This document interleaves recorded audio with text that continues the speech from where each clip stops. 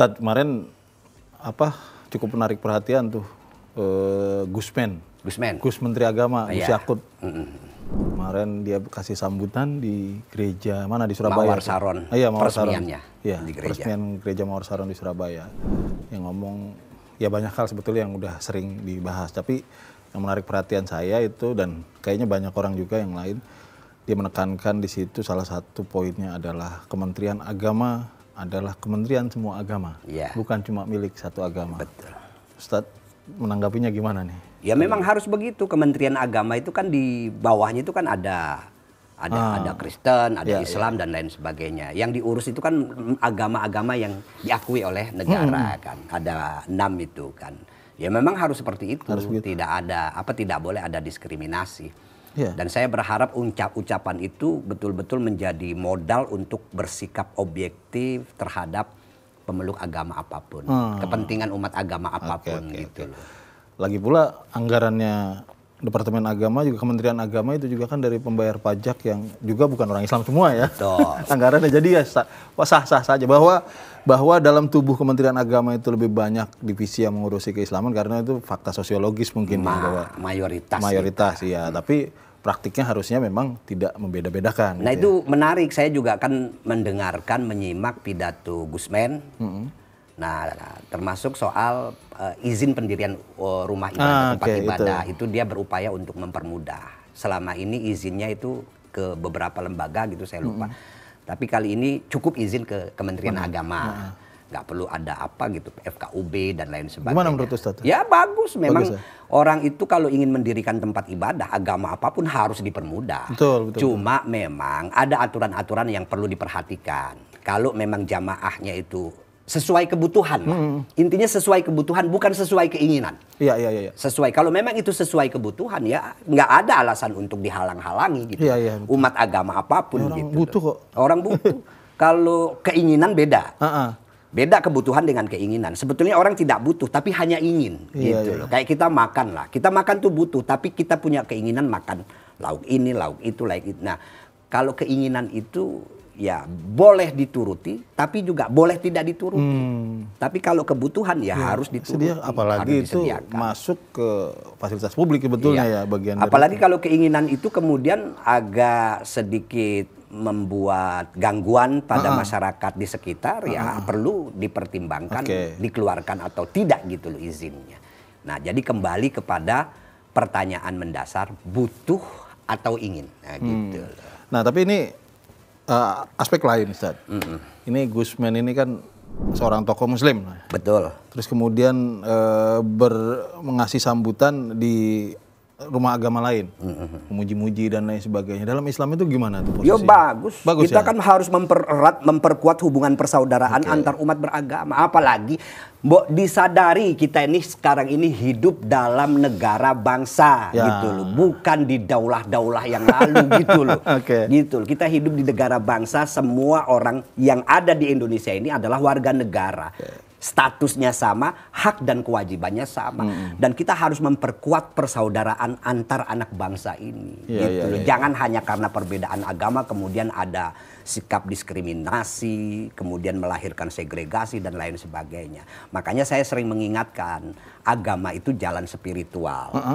Maka kita harus menemukan spiritualitas agama itu supaya orang kalau sudah bertemu spiritualitas agama, apapun beda agamanya, beda-beda itu kita bisa bersatu, saling memahami, saling menghormati dan lain sebagainya. Tapi ini kan posisi dia sebagai pejabat publik ya, yang memang publik itu dalam pengertian negaranya negara Indonesia yang menaungi semua agama. Betul.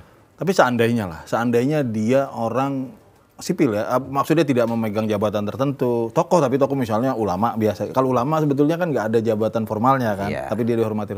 Terus tiba-tiba diundang ke gereja, sambutan di sana kayak pernah dilakukan oleh Gus Nuril, pernah dilakukan oleh Gus Dur dan beberapa orang lain, banyak kiai-kiai yang lain. Itu gimana sih posisinya? Saya sering kok. Sering ya? Sering. Wow, ternyata udah pernah juga.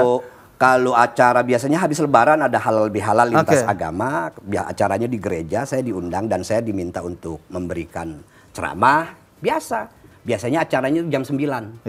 Jam 9 pagi sampai jam 12 siang. Habis itu makan waktu zuhur kan. Sholat gak saya di gereja? Sholat. Karena Ngapain jauh-jauh, kan disediain di situ. Iya. Boleh gak sholat di gereja? Boleh. Siapa yang larang begitu? Nah, yang nggak boleh boleh tuh begini. Kita lagi nongkrong, kemudian ada azan kan. Allahu Akbar, masuk waktu zuhur. Ayo kita sholat. Kemana? Ke gereja. Nah itu nggak boleh. Itu nyari-nyari alasan gitu ya. Ya kalau kita lagi nongkrong mau sholat dengar azan kan kita sholat ya ke masjid lah. Iya. Tapi karena kita sedang ada acara di gereja, kemudian kok datang waktu sholat dan disediakanlah sajadah sholat, ya nggak masalah. Dan semua itu dimudahkan kok ya dalam Islam. Dimudahkan. Tapi gini Ustadz, soalnya pernah ada misalnya saya pernah dengar kritik, bukan kritik apa ya, asumsi di publik itu, bahkan orang-orang yang terpelajar yang bilang, iya kalau sebagai pejabat, misalnya dalam konteks misalnya mengucapkan selamat atau apa memberi apa ucapan atau memberi sambutan kepada ini agama lain. Dalam konteks dia sebagai pejabat publik wajar dia memberi, silakan. Tapi kalau kamu orang biasa bukan siapa-siapa, dalam pengertian bukan presiden, bukan kepala daerah, nggak boleh tuh gitu. Nggak juga kalau kita memang punya sahabat yang beda agama, ketika hari raya mereka, ya nggak ada salahnya kita mengucapkan. Biasa saja kan ya. Selamat Natal selamat apa hari raya mereka.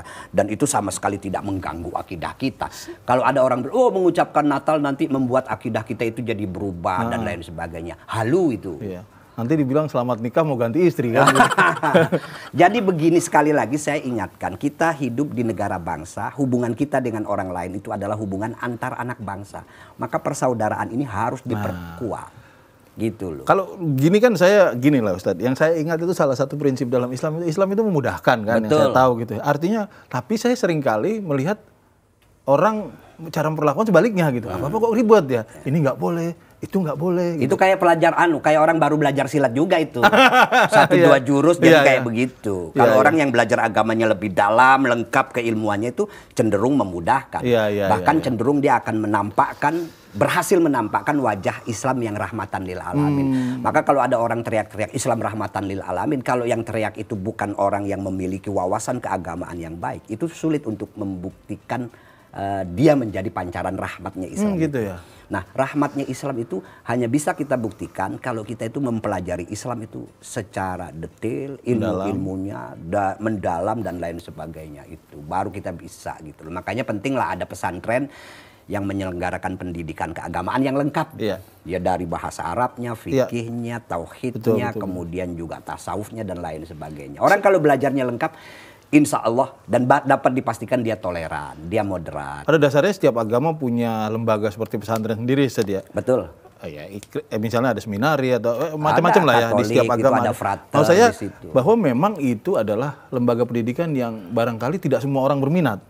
Nah, mungkin karena itulah kemudian konsekuensinya nggak semua orang emang bisa jadi ustadz. Betul. Nggak semua orang bisa jadi kiai. Bagus gitu. Kalau orang punya kesadaran bahwa kalau kita tidak menguasai ilmu pengetahuan tertentu, jangan ngomong lah. Nah gitu itu. Ini kan agak ribet kadang-kadang. Kalau orang baca 2-3 buku soal fisika, dia tidak mungkin berani menyebut dirinya fisikawan. Nah iya. Orang baca buku kedokteran, mungkin 10 buku kedokteran dia baca, dia tidak akan pernah berani menyebut dirinya dokter. Betul nggak? Betul. Orang baca buku tentang teknik umpamanya, 10 buku mungkin dia baca, dia tidak akan berani menyebut dirinya sebagai seorang insinyur. Betul. Tapi yang agak ribet nih kadang-kadang, orang baru baca 1, 2, 3 buku agama, kadang-kadang sudah berani didapuk gitu, atau dia merasa nyaman menjadi orang yang dianggap memiliki kapasitas untuk berfatwa, ulama dan lain sebagainya. Mending kalau baca 1-2 buku, kadang bacanya broadcast WhatsApp. Kadang-kadang kalau dikritik tuh suka bilang, kan kata Nabi Muhammad, balighu anni walau ayat, sampaikanlah dariku walau cuma satu ayat. Ini karena kutipan itu nggak lengkap. Iya, lengkapnya gimana? Lengkapnya itu hadisu anil yahud wala ba'sa wa balighu anni walau ayah wa man kadzdzaba alayya muta'ammidan falyatabawa maq'adahu minan nar, kan gitu. Artinya ya bahaslah tentang keyahudian, tidak ada masalah. Dan sampaikan dariku walau hanya 1 ayat. Maksudnya apa? Waktu Nabi menerima wahyu, Nabi menyampaikan kepada sahabat yang hadir. Maka balighu ani walau ayah, sampaikanlah dariku walau cuma 1 ayat. Sahabat yang hadir yang mendengarkan wahyu yang disampaikan oleh Nabi diminta untuk menyampaikan kepada sahabat yang tidak ada gitu. Iya, kalau bahasa kita sekarang, tadi gue dapat dengar Nabi Muhammad menyampaikan wahyu A, B, C. Nih gue sampein ke ente. Oh begitu. Nah kemudian ada kecaman itu, bukan kecaman, ancaman. Wa man kadzdzaba alayya muta'ammidan falyatabawa maq'adahu minan nar. Barang siapa yang berdusta atas namaku secara sengaja, siap-siap menerima tempat duduknya dari neraka. Artinya tidak boleh bohong. Lo yang dengar dari ada pasangannya nih. Iya, istilahnya yang dengar dari Nabi satu ayat disampaikan satu ayat. Kalau dua ayat ya dua ayat. Jangan kemudian diubah dan lain sebagainya. Itu konteksnya, bukan karena. Dan sebelum menyampaikan itu orang kan harus paham dulu makna ayat itu. Betul. Bukan diajarin supaya sok tahu gitu. Betul. Karena memang ada di komunitas tertentu, saya pernah baca penelitian dan dia mengakui sendiri. Ada seorang ustadz yang tadinya mu'alaf. Ini kita tidak mempersoalkan background mu'alaf atau tidak. Iya. Tapi soal bagaimana cara dia dididik menjadi ustadz, dia mengakui ketika pertama masuk Islam dan minggu-minggu pertama langsung disuruh khutbah di depan anak-anak. Ya dengan asumsi itu, sampaikan walau satu ayat. Yang kamu tahu satu ayat, sampaikan. Gitu.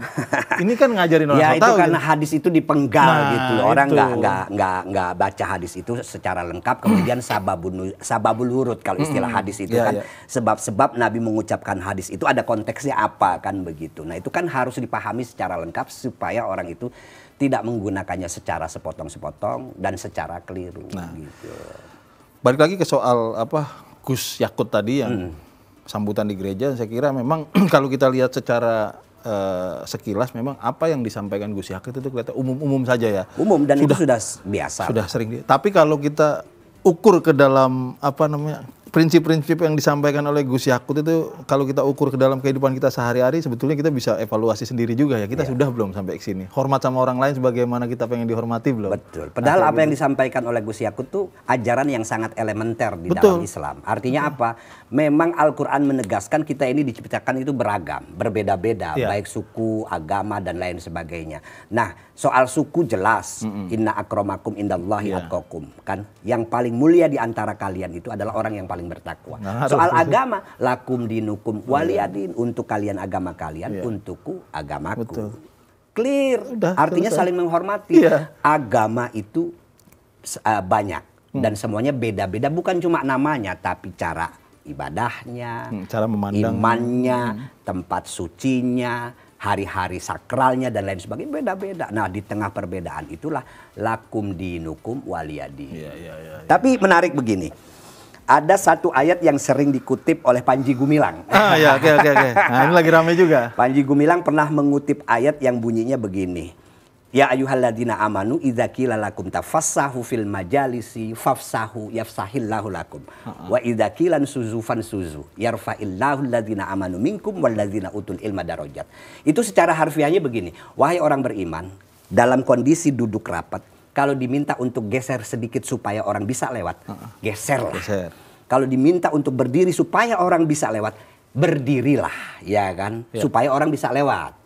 Jangan orang mau lewat nggak dikasih, tetap dipepet-pepet. Nah, yang mau menggeser posisinya, yang mau berdiri demi orang lain bisa lewat, itu hanya orang yang beriman dan berilmu. Nah, itu makna harfiahnya. Maka saya memaknai itu bukan cuma sekedar geser fisik, geser badan, tapi juga menggeser pikiran kita untuk memberi ruang kepada orang lain. Memberi ruang perbedaan, mendengarkan apa pendapat orang lain. Kalau Panji Gumilang menafsirkan itu kemudian, atau bahasa dia itu pemahamannya terhadap ayat itu yang kemudian jadi alasan untuk sholat yang renggang-renggang. Nah, itu tentu keliru pemahamannya. Jauh banget itu, dibawanya ke situ-situ. Kalau saya pertama secara harfiah itu minta kita untuk bergeser secara fisik ketika ada orang mau lewat. Sama kalau kita lagi nongkrong di jalanan juga, kok orang mau lewat jadi susah nih, ya geserlah. Gitu supaya orang bisa lewat. Standar lah itu. Standar. Tapi kan maknanya lebih dalam dari itu, bahwa kita diminta untuk menjadi orang yang toleran, memberi ruang kepada orang lain terhadap perbedaan, dan itu hanya bisa dilakukan oleh orang-orang yang beriman dan berilmu. Artinya kita diminta untuk memahami bahwa fakta adalah keberagaman, latar belakang suku dan lain sebagainya, sampai kepercayaan. Bahkan sesama orang Islam pun mungkin kalau kita bahas detail-detailnya itu beda nih, cara berimannya masing-masing kan. Beda. Artinya itu kita tidak bisa melihat itu fakta, bukan lawan, bukan hal yang harus dimusnahkan, bukan hal yang harus dipinggirkan. Makanya penting kan kita itu melakukan pendidikan. Karena yang bisa membuat orang itu bisa menerima perbedaan itu kan wawasan. Oh, ternyata memang beda ya. Ada landasannya ya, sama-sama punya argumentasi ya. Ya, kalau sudah sadar akan itu ya silahkan Anda mau pilih ini silahkan, saya pilih ini silahkan. Sama dengan orang tahlilan, ada orang yang demen tahlilan boleh, yang nggak demen tahlilan nggak apa-apa. Nah yang nggak demen tahlilan jangan bilang tahlilan itu bid'ah gitu. Betul. Kalau bilang bid'ah berarti dia tidak pernah belajar usul fikih. Gitu. Iya benar juga. Oke Ustadz, terima kasih banyak atas diskusinya. Kita ketemu lagi di Jadi Gini Pak Ustadz di episode selanjutnya. Assalamualaikum warahmatullahi wabarakatuh. Waalaikumsalam warahmatullahi wabarakatuh.